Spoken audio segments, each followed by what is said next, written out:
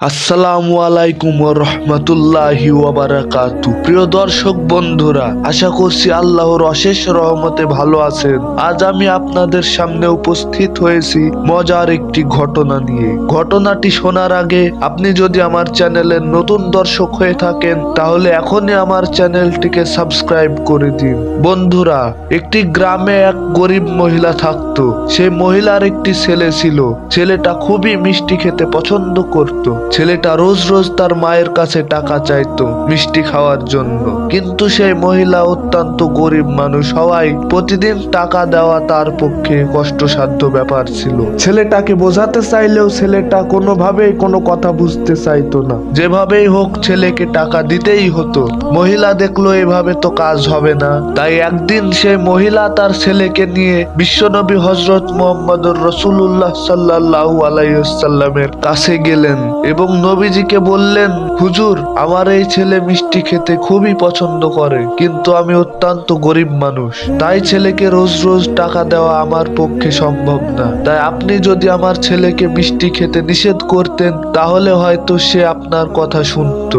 এ কথা শুনে নবীজি বললেন, আজকে তো এই সমস্যার সমাধান দেওয়া যাবে না, আপনি আমার সাথে কিছুদিন পরে দেখা করুন। নবীজির এই কথা শুনে সেই মহিলা তার ছেলেকে নিয়ে সেখান থেকে চলে গেলেন। এদিকে বিশ্বনবী হযরত মুহাম্মদুর রাসূলুল্লাহ সাল্লাল্লাহু আলাইহি সাল্লাম নিজেও অনেক মিষ্টি খেতে পছন্দ করত। নবীজি মিষ্টি খাওয়া ছেড়ে দেওয়ার জন্য প্রথম দিন অল্প করে মিষ্টি খেলেন, তারপরের দিন প্রথম দিনের তুলনায় আরেকটু অল্প করে মিষ্টি খেলেন। এভাবে করতে করতে এক সময় সম্পূর্ণভাবে মিষ্টি খাওয়া ছেড়ে দিলেন। এদিকে কিছুদিন পর সেই মহিলা আবারও তার ছেলেকে নিয়ে বিশ্বনবী মুহাম্মদুর রাসূলুল্লাহ সাল্লাল্লাহু আলাইহি সাল্লামের কাছে গেলেন। তখন নবীজি মুহাম্মদুর রাসূলুল্লাহ সাল্লাল্লাহু আলাইহি সাল্লাম ওই মহিলার ছেলেকে বললেন, দেখো বাবা, এভাবে রোজ রোজ মিষ্টি খেতে চাওয়া ভালো না। তুমি আর এভাবে প্রতিদিন তোমার মায়ের কাছে মিষ্টি খাওয়ার জন্য টাকা চাইবে না। তুমি আর তোমার মাকে এভাবে বিরক্ত করবে না, ঠিক আছে? নবীজির মুখে এই কথা শুনে ছেলেটাও মিষ্টি খাওয়া ছেড়ে দিল। প্রিয় বন্ধুরা, নবীজি তো নিজেও মিষ্টি খেতে পছন্দ করত, কিন্তু নবীজি শুধুমাত্র সেই ছেলেটাকে মিষ্টি খেতে নিষেধ করার জন্য নিজেও মিষ্টি খাওয়া ছেড়ে দিল। কারণ অন্যকে উপদেশ দিতে গেলে আগে নিজেকেও সেই উপদেশ পালন করতে হয়। আপনি নিজে যদি নামাজ না পড়ে অন্যকে যদি নামাজ পড়তে বলেন তাহলে সে কি আপনার কথা শুনবে?